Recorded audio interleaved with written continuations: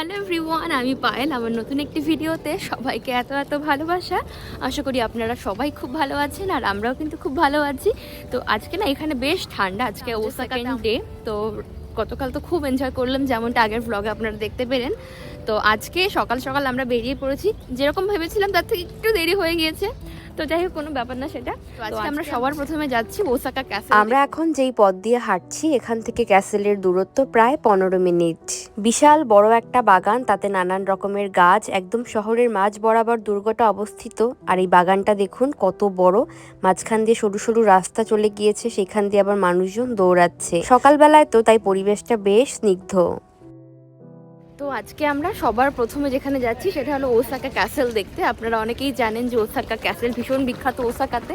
আর এখানে না ম্যারাথন দৌড় হচ্ছে, তো সেটা দেখতে বেশ ভালোই লাগছে, বেশ ঠান্ডা আছে। তো মিহিকে ওই জন্য আমি স্ট্রলারে না দিয়ে আমি যেটা করেছি সেটা হলো আমি দাক্কু করে নিয়েছি, আই মিন ক্যারিয়ারে নিয়েছি। তো চলুন, হেঁটে হেঁটে বেশ আমাদের অনেকটা দূর যেতে হবে। এটা মনে হচ্ছে একটা ন্যাশনাল গার্ডেন অফ টাইপ কিছু। দেখুন এরকম প্রচুর ঝরা ঝরা পাতা পড়ে রয়েছে, প্রচুর গাছপালা।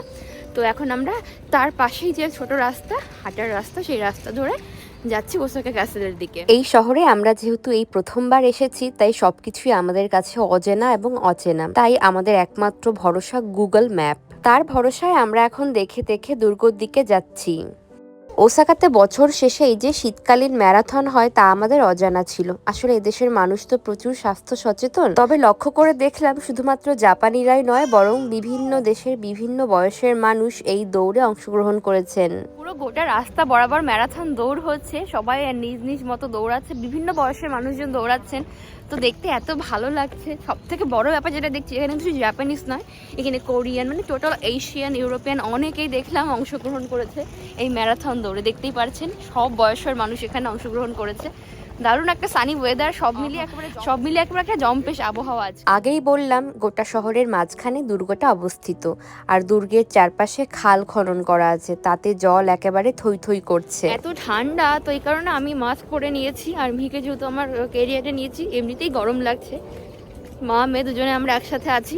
তো আমরা না প্রথম উল্টো দিক দিয়ে এসেছিলাম, তো আবার সামনের দিক দিয়ে জিজ্ঞাসা করে আবার সামনের দিক দিয়ে এগিয়ে যাচ্ছি। পুরো দুর্গটার চারপাশে উঁচু পাথরের দেয়াল দিয়ে ঘেরা। তো এটাকে ইতিহাসের ভাষায় অন্য কোনো একটা নামে ডাকা হয়, আমার এখন মনে পড়ছে না। তো আপনারা যারা জানেন প্লিজ কমেন্ট করে জানাবেন। ভেবেছি এগুলো বোধহয় পাখি। দেখো কি সুন্দর, দুটো এরকম ব্যারিকেড দেওয়া রয়েছে, ওয়াকিং ব্যারিকেড। তো তার ওপরে এরকম ছোটো ছোটো পাখি দেয়, মেটালের পাখি। আমি ভেবেছি এটা মানে সত্যিকারের পাখি দূর থেকে। এবার কাছে এসে দেখলাম যে না, পাখি না, এগুলো মেটালিক কিছু একটা। কি দারুণ একটা ইউনিক কনসেপ্ট এটা। চড়ুই পাখি নাকি এটা দিয়ে রেখেছে যাতে পটি পটি না করে অন্য পাখি এসে। আজকে যেহেতু শনিবার, আর জাপানে যে কোনো বিখ্যাত বা জনপ্রিয় জায়গাগুলির আশেপাশের পার্ক বা ওয়াকিং স্ট্রিটগুলি বরাবর শনি রোববার করে মেলা বসে। এখানেও দেখলাম লেকের চারপাশে বেশ কয়েকটা খাবারের দোকান বসেছে। এখানে মূলত মিষ্টি খাবারগুলোই বেশি জনপ্রিয়, তবে বিভিন্ন ধরনের মাংসের সাথে সি ফুড, ইয়াকি গ্রিল করেও বিক্রি হচ্ছে। সেই সাথে এরকম প্যানকেকও বেশ বিক্রি হচ্ছে। আমি আগে আপনাদেরকে বলেছিলাম কিয়োতো এবং ওসাকাতে যেহেতু মিষ্টি খাবার বেশ জনপ্রিয়, তাই এখানে এসে মিষ্টি ভালো না বাসলেও একটুখানি চেখে তো দেখতেই হবে। খুব বেশি না, 2-3টে মতো দোকান বসেছে। প্রত্যেকটা দোকানে খুব অল্প বয়সী মেয়েরা কাজ করছে আর একেবারে গরম গরম খাবার বানিয়ে পরিবেশন করছে। যারা আপনারা ডোরেমনের কার্টুন দেখেছেন তারা প্রত্যেকেই জানবেন ডোরেমনের প্রিয় কেক ডোরায়াকি, সেই ডোরায়াকি এই দোকানে বিক্রি হচ্ছে। চলুন একটা নিয়ে খেয়ে দেখি খেতে কেমন। ডোরেমন দেয়া রয়েছে, কি ভালো। একটু খাই। পেছনে দেখো, দেখা যাচ্ছে। ওসাকা ক্যাসেল আর আমরা খাচ্ছি ডোরায়াকি খাচ্ছি।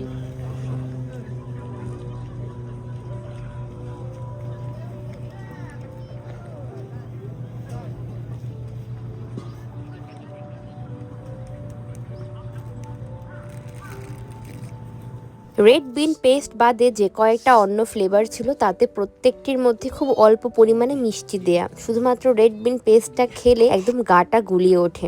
আসলে এত বেশি মিষ্টি হয় ওটা, তো ওটা আমি স্কিপ করে অন্যগুলো ট্রাই করেছিলাম। আমি নিয়েছিলাম কাস্টার্ড ক্রিম, যেটা খেতে অসম্ভব ভালো ছিল। তবে ঠান্ডা হলে কেমন খেতে হবে জানি না, গরম গরম তো তাই বেশ লেগেছে। যাই হোক, আমরা হাঁটতে হাঁটতে একদম মেইন দরজার সামনে এসে পড়েছি। ভিডিওতে একটা জায়গায় আমি একটা ভুল কথা বলেছি, সেটা হলো সকাল 6টা থেকেই দুর্গ ওপেন হয় না, আসলে এই দুর্গ ওপেন হয় সকাল 9টা থেকে। তো আমরা অনেক আর্লি এসেছি যাতে করে ভালো মতো কভার করতে পারি। সকালে এটা খুলে যায়, সকাল 6টা থেকে ওপেন হয়ে যায়, তো প্রচুর মানুষ দেখছেন এখন বের হচ্ছে আর আমরা জাস্ট ঢুকছি। এখন বাজে বেলা 10টা। এসো। এই যে মেইন দরজা, তার দুপাশে দুখানা এরকম ধরনের বিশেষ ফুলদানি দেয়া রয়েছে। এগুলো বিশেষ ধরনের ফুলদানি কেন বলছি তার কারণ এগুলো হলো জাপানি রীতি অনুযায়ী সৌভাগ্যের প্রতীক। এগুলোতে বাঁশের ব্যবহার খুব বেশি পরিমাণে দেখা যায়। মানুষ বের হচ্ছে আর আমরা জাস্ট ঢুকছি। ওই যে দূরে ওসাকা ক্যাসেল দেখা যাচ্ছে, এত বড় দুর্গ। কি গো, এই যে এত বড় দুর্গ দেখতে পাচ্ছো, চারপাশে এত উঁচু উঁচু পাহাড়ের মানে পাথরের দেয়াল। সৈন্যপক্ষ আক্রমণ করার আগেই তো রাজা সব সৈন্য সামন্ত গুছিয়ে ফেলবে আক্রমণ করার জন্য, উল্টো। কি বলো? সেভাবে প্রস্তুত করার গম্বুজগুলো মানে মারাত্মক রকম মোটা মোটা, কত হাজার বছর ধরে এগুলো টিকে রয়েছে বলো। এই পেছনের বিল্ডিংটা একবার লক্ষ্য করুন, এটা দেখে মনে হচ্ছে এটা কোনো মিউজিয়াম কিংবা কোনো অফিসিয়াল হল, কোনো বিল্ডিং এরকম কিছু, কিন্তু এটা কিন্তু একদম ওরকম না। এটা হচ্ছে একটা প্লাজা কাইন্ড অফ। এখানে ডাইনিং, শপিং এরিয়া, রিল্যাক্সিং অনেক কিছু রয়েছে, মানে টোটাল আর কি একটা মল টাইপের, মানে এই এরিয়ার একটা প্লাজা টাইপের। তো এখানে খাওয়া দাওয়া করা যাবে, সবকিছু করা যাবে। পেছনে রয়েছে ওসাকা ক্যাসেল, একবার দেখুন পুরো চকচক করছে, সোনার মতো চকচক করছে। এই প্লাজার মধ্যে যেমন ক্যাফেট এরিয়া রয়েছে, তেমনি রয়েছে নানান রকম সুভেনিয়ারের দোকান। সেই সাথে রয়েছে একটি 3D রাইডার, যেখানে টিকিট কেটে ঢুকে এই দুর্গের ইতিহাস সম্পর্কে ধারণা পাওয়া যায়। পিছনে ওসাকা ক্যাসেল আর আমরা দাঁড়িয়ে আছি এখন ক্যাসেলের সামনে। আগে যেমনটা দেখুন একটু দূরে ছিলাম, কাছে আসতে না আসতে দেখছি ব্যাপারটা আরো বেশি। আর পেছনে যাও। এত বছর ধরে দিব্যি এরকম টিকে রয়েছে, কি সুন্দর লাগছে দেখতে। আর যেহেতু সানলাইটটা এদিক থেকে পড়েছে, পুরো চকচক চকচক করছে। সকালের রোদ্দুরটা পুরো এই দুর্গের ওপর পড়েছে, মানে দুর্ধর্ষ লাগছে। এখানে না আসলে ওসাকা ট্যুরটা বোধহয় মিস হতো। ইভেন যারা ওসাকাতে আসে তারা সবাই ওসাকা ক্যাসেল নাম্বার 1-এ রাখে, আর দোতনগুড়ি তো রাখি। তো যাই হোক, আমরা দোতনগুড়ি পরে যাবো। আমরা এখন যাচ্ছি হচ্ছে এই যে ওসাকা ক্যাসেল। কি সুন্দর, একবার বলো ক্যাসেলটা বলো। অসাধারণ, সত্যি অসাধারণ। অনেক দিনকার ইচ্ছা ছিল এখানে আমরা ওসাকা ট্যুর করব। আমরা টোকিও থেকে ওসাকা পুরো বাই কার এসেছি, রোড ট্রিপ যেহেতু এটা, মানে প্রচুর সময় লেগেছে, কিন্তু মানে মারাত্মক রকম আনন্দ হয়েছে। আর এটা যেহেতু সকালের সময় মিহি এখন ছবি তুলতে পারবো না, এখন ঘুমিয়েই পড়েছে। হ্যাঁ, একটু পরে আর কি। ভীষণ এই ওসাকা ক্যাসেল সামনে থেকে যতখানি আকর্ষণীয় দেখতে, ক্যামেরায় তার বিন্দু মাত্র বোঝা অসম্ভব। আসলে এই ধরনের স্থাপত্যগুলো তো যুগের পর যুগ ধরে ঠায় দাঁড়িয়ে থাকে, তাই এদের সৌন্দর্য হয় একটা অন্য রকমের। আমরা টিকিট কেটে ভেতরে ঢুকবো, সময় প্রায় 40 মিনিট মতো লাগতে পারে টোটালটা ঘুরে আসতে।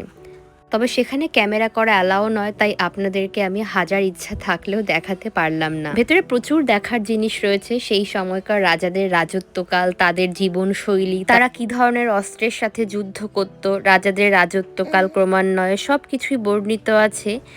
সবথেকে মজার বিষয়, সেই 1583 সালে এই দুর্গ তৈরি হওয়া শুরু হয়। সেই সময়কার রাজাদের যে চেহারা, সেই চেহারার সাথে বর্তমানের যে জাপানিদের চেহারা, তার বিন্দু মাত্র মিল খুঁজে পেলাম না। তখনকার সময় রাজাদের চোখ, নাক, মুখ, পোশাকের সব ধরন, তাদের বডি ল্যাঙ্গুয়েজ সবকিছুই ছিল এখনকার থেকে টোটালি ডিফারেন্ট। আর দেখতে বেশ যোদ্ধা একটা ব্যাপার রয়েছে। গোটা দুর্গের এরিয়া তো বিশাল, সামনে বিশাল পিচের রাস্তা রয়েছে। চওড়া পিচের রাস্তা বরাবর দেখছেন একটা ঘাস নেই, এত পরিষ্কার পরিচ্ছন্নভাবে সবকিছু মেইনটেইন করা। প্রচুর মানুষজন এসেছেন তাদের পোষ্যকে নিয়ে। জাপানের বেশ কিছু পাবলিক গ্যাদারিং এরিয়া রয়েছে, যেখানে পশু পাখি বা যে কোনো পোষ্য প্রাণী নিয়ে আসা বারণ। তবে এখানে দেখলাম সেরম কোনো বিধি নিষেধ নেই।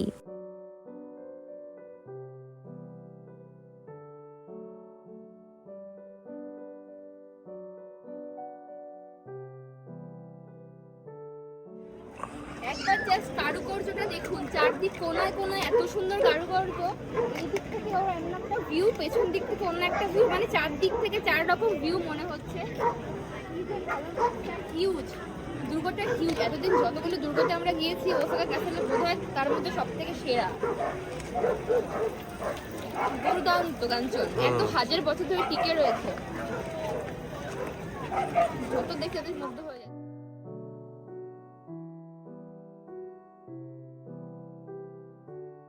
জাপানের বেশিরভাগ ক্যাসেলগুলো বা দুর্গ সেগুলো খানিকটা একই রকম দেখতে হয়। আসলে কনসেপ্ট যেহেতু একই রকম, তাই সবগুলোর সাথে সবগুলোর কিছু না কিছু মিল তো রয়েছেই। তবে ওসাকা ক্যাসেল সবার থেকে স্বতন্ত্র। ওসাকাতে আজকেই আমাদের শেষ দিন, কাল সকালে আমরা নাড়া হয়ে বাড়ি ফিরবো। তাই এই ক্যাসেল দেখে যাব আমরা লাঞ্চ করতে। যা খিদে পেটে চুই করছে। তারপর গোটা বিকাল থেকে সন্ধ্যা পুরো সময়টা আমরা কাটাবো শিনসেইবাশি শপিং স্ট্রিট সহ দোতনবুড়িতে। তো চলুন, আজকের ভিডিওটা এখানেই শেষ হচ্ছে। দেখা হচ্ছে পরবর্তী নতুন ভিডিওতে। সবাই খুব ভালো থাকবেন।